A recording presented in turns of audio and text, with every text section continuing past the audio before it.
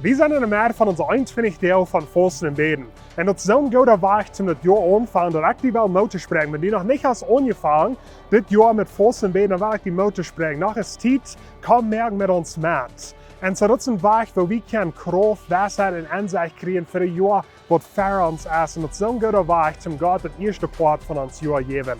En in Epheser kapitel 6, vers 28 zegt het dit. Bid God om hulp. Bid immer, wenn jas hier nu aanmoont. Blijf wakker en geef niet op met beden.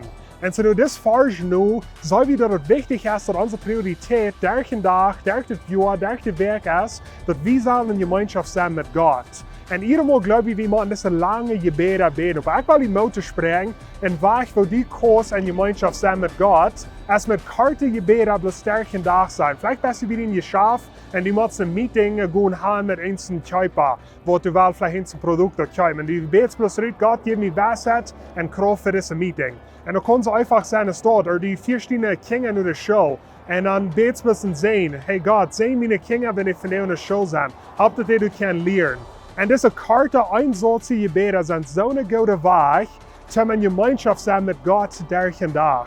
Wenn de Bibel zegt, dat zal hoog onze prioriteit zijn, en gemeenschap zijn met God. Dat is wat God ons gemerkt heeft, als we kunnen gemeenschap zijn met hem. En zo ik wil die motor springen, merk part aan deze 21 deel van Volsten en Bäden. En dan steht dat we angst hebben van deze lange, halve stunde, eine stunde gebeden, weil ik die motor spring. Dat is een solche gebeden 13 dagen aanwaan. Wat immer die fertig hast, bed een solche ried nu God. Voor wijsheid, voor kracht, voor inzicht. En die wordt zijn dat die gemeenschap met God wordt wozen. Sag mal, das motor springen met deze woord.